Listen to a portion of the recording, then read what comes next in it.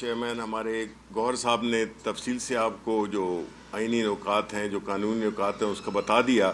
میں صرف یہ کہنا چاہتا ہوں کہ دیکھیں، جو کل کا فیصلہ ہوا اس کے بعد اگر آپ نظر دوڑائیں تو اب آپ کو بڑے کلیئرلی اس چیز کا اندازہ ہو جائے گا کہ جو رجیم چینج ہوئی 2022 میں، اس کے بعد جس طرح سے ہم نے دیکھا ہے کہ آئین کو متعدد بار اس کی شکوں کی خلاف ورزی کی گئی، اور اب تک ایک سٹیج ایسی آ چکی ہے جس میں کہ آئین محض ایک کیا کہتے ہیں، ایک تھیوریٹیکل صورتحال اختیار کر گیا. یعنی اس کی کوئی عمل درآمد سلیکٹیولی جب سوٹ کرے رجیم کو تو اس پہ عمل درآمد ہوتا ہے، اور جب نہ ہو، جب اس کو آپ سلیکٹیولی اس پہ اگنور کریں، جس میں کہ سب سے پہلا جو وہ تھا وہ الیکشنز وقت میں نہ کرانا جب اسمبلیاں ٹوٹ جائیں.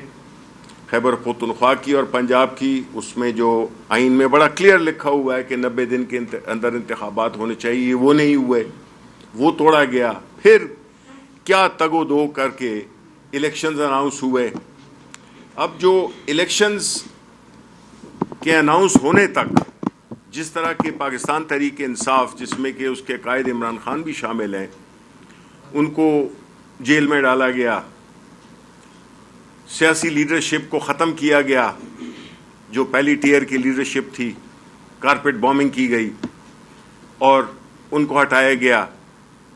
اس کے بعد جب یہ خیال ذہن میں آیا کہ اب تحریک انصاف ختم ہو چکی ہے تو الیکشنز اناؤنس کیے گئے. اس کو بھی سیف گارڈ کرنے کے لیے پاکستان تحریک انصاف سے اس کا انتخابی نشان چھینا گیا. اس کے باوجود جب وہ سکیم بھی فیل ہو گئی اور لوگوں نے جوک در جوک، ملک کی میجورٹی نے پاکستان تحریک انصاف عمران خان کے نمائندہ کینڈیڈیٹس کو ووٹ کیا، باوجود ان سمبلز کے جن کو کہ ایک ایسا ملک جس میں کہ اتنی لوگ لکھے پڑھے نہیں ہیں، اس کے باوجود بھی لوگوں نے اپنا ووٹ دیا پاکستان تحریک انصاف کو. جب وہ بھی ہوا، وہ سب ٹی وی پہ وہ میسیجز، وہ امیجز چل رہے تھے کہ کس طرح سے ہمارے کینڈیڈیٹس کو ہیراس کیا جا رہا تھا، کس طرح ان کو روکا جا رہا تھا کہ وہ اپنے کاغذات نامزدگی نہ جمع کرا سکیں. ہر طرح کی بربریت ہوئی. جو اس جال میں سے بھی نکل گئے، وہ جو الیکٹ ہو گئے، پھر ان پہ یہ کیا گیا کہ جی یہ پارٹی کے ہیں، اس پارٹی کے ہیں، اس کے نہیں ہیں. جو بھی ہے وہ ساری چیزیں، وہ ساری آپ جانتے ہیں، پورا ملک جانتا ہے. میں اس کو ریپیٹ اس لیے کر رہا ہوں کہ اگر آپ اس تناظر میں دیکھیں تو یہ پورا ایک باقاعدہ ایک پلانڈ سلسلہ ہے جس کے ذریعے پاکستان تحریک انصاف کو ہر طرح سے ختم کرنے کی کوشش کی جا رہی ہے. اب جو موجودہ صورتحال ہے اس میں اگر ہم یہ دیکھیں کہ الیکشن کمیشن آف پاکستان، جس کا کہ کام ہے الیکشن کرانا، فری اور فیئر ٹرانسپیرنٹ الیکشن کرانا، اس نے اپنا کردار کس طرح سے ادا کیا. کس طرح سے خیبر پختونخوا میں سینٹ کے الیکشنز نہ کرائے گئے.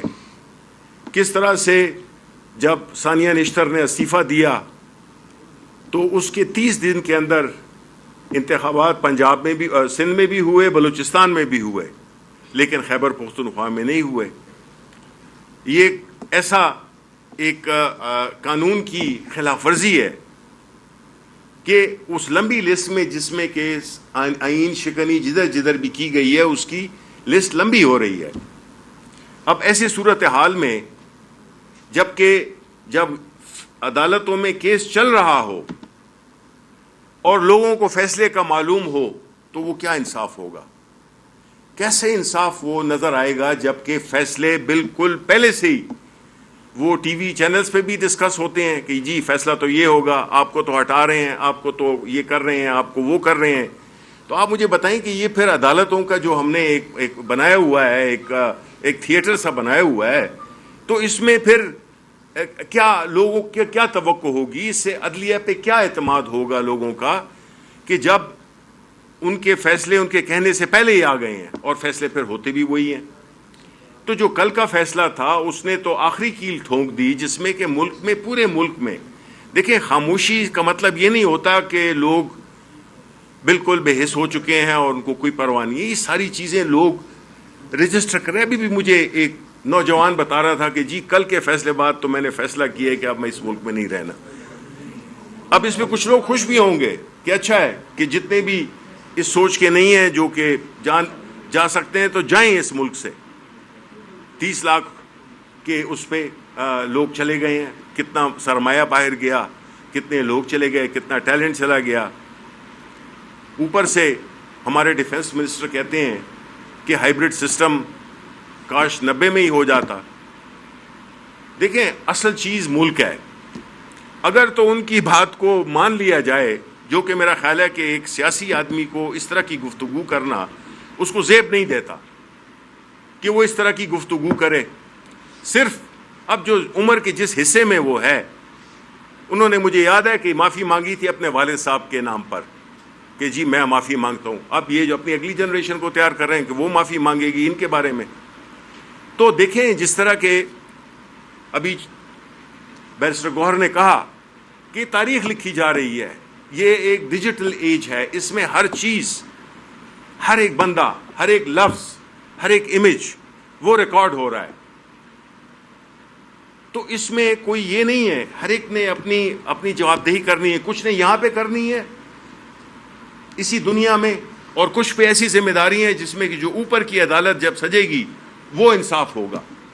ہم تو اتنے وہ نہیں ہیں, گناہگار مسلمان ہیں, لیکن جو عہدے کی جو تقاضا ہوتا ہے اس پہ اگر اللہ تعالیٰ کے قہر سے ہمیں ڈرنا چاہیے, اللہ تعالیٰ کے ناراضگی سے ڈرنا چاہیے, قیامت سے ڈرنا چاہیے. یہ دنیا میں تو لوگ آتے جاتے رہتے ہیں, کوئی کبھی اقتدار میں آتا ہے, کوئی نہیں آتا, لیکن کم از کم آدمی اپنی آخرت کو تو نہ خراب کرے جانتے بوجھتے ہوئے.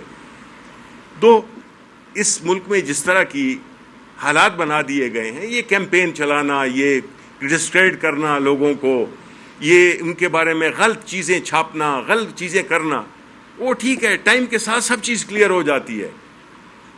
تو اس وقت جو ملکی صورتحال ہے, جو ہماری معاشی صورتحال ہے, جو ہماری سوشل صورتحال ہے, جو ہمارا خیبر پختونخوا میں, بلوچستان میں جو امن و امان کی صورتحال ہے, قرضوں پہ ہم چل رہے ہیں.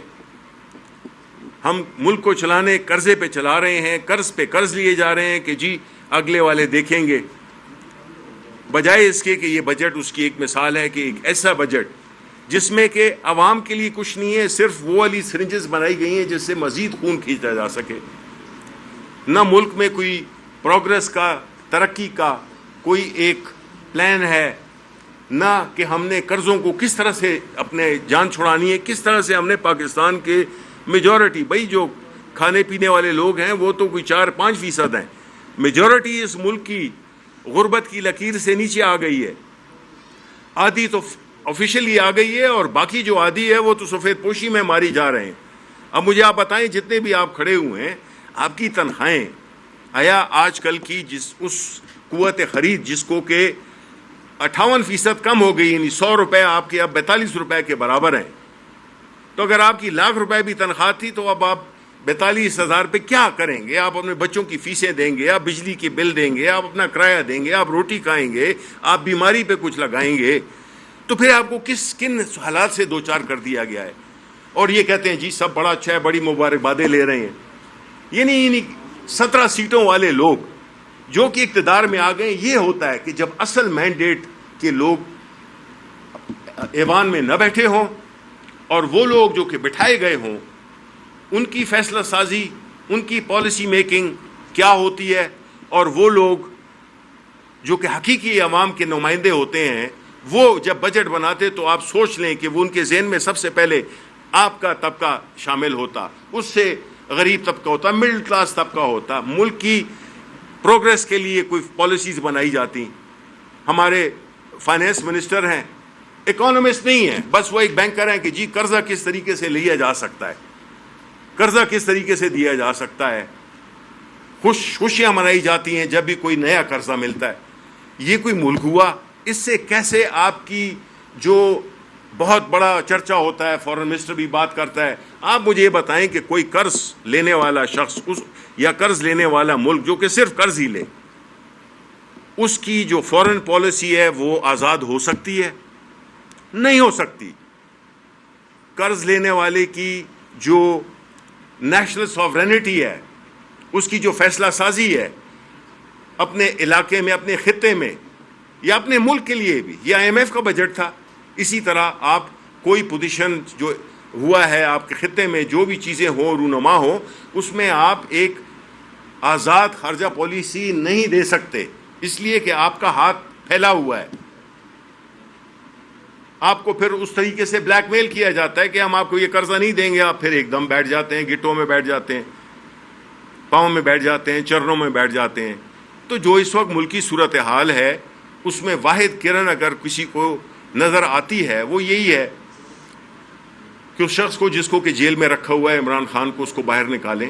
اس ملک میں کچھ ایک ایسا ماحول پیدا کریں جس میں کہ صوبے، لوگ، پاکستانی، کوئی ان کو کم از کم کوئی امید تو ہو جو لوگوں کو جوڑ سکے. ابھی تک تو جو بھی چیزیں ہو رہی ہیں وہ لوگوں کو توڑنے کے لیے ہو رہی ہیں، اور ہر ایک کا نمبر آئے گا. کوئی یہ نہیں سمجھے کہ جی اسی تے بچ گئے ہیں، ایسی کوئی بات نہیں ہے. جو آج بڑے بیٹھے ہوئے ہیں اس میں ایوانوں میں بیٹھے ہوئے ہیں، کوئی وزیر بنا ہوا ہے، کوئی حیثیت کیا ہے ان کی؟ لوگوں میں جا نہیں سکتے ہیں وہ لوگ. خود بھی جو ایک ہوتا ہے کہ جو ایک قانونی قوت ہوتی، وہ جو اخلاقی قوت ہوتی ہے آپ کے پاس، جب وہ نہیں ہوتی، اس سے آپ محروم ہوتے ہیں، تو آپ پھر نہیں ہیں، آپ پھر ایک زندہ لاش کی طرح پھر رہے ہوتے ہیں، اور آپ پھر یہ توقع رکھتے ہیں کہ آپ کو لوگ سلام بھی کریں، وہ بھی لوگ نہیں کرتے ہیں. تو اس لیے ان حالات میں ہم نے جو یہ دیکھا ہے کہ ملک مسلسل ایک پستگی کی طرف جا رہا ہے. ملک مسلسل ایک ایسی تاریکی کی طرف جا رہا ہے جس میں کہ جن لوگ جو بڑے بڑے بہت آپٹمسٹک جس کو کہتے ہیں، یعنی مثبت سوچ رکھنے والے لوگ، وہ بھی اب اس بات سے مایوس ہو گئے ہیں کہ ارے جی یہ کمپنی چلنے والی نہیں ہے. تو اس لیے ابھی بھی وقت ہے کہ ملک کا سوچا جائے، اس ملک کے عوام کا سوچا جائے، اور یہ جو تمام سیاسی لیڈرشپ کو بالکل ایک وہ بنائے ہوا ہے، دہشت گرد بنایا ہوا ہے، اس چیزوں سے نکلیں. اس سے آپ کا ملک نہ مضبوط ہوگا، نہ کوئی سیاسی جماعت میں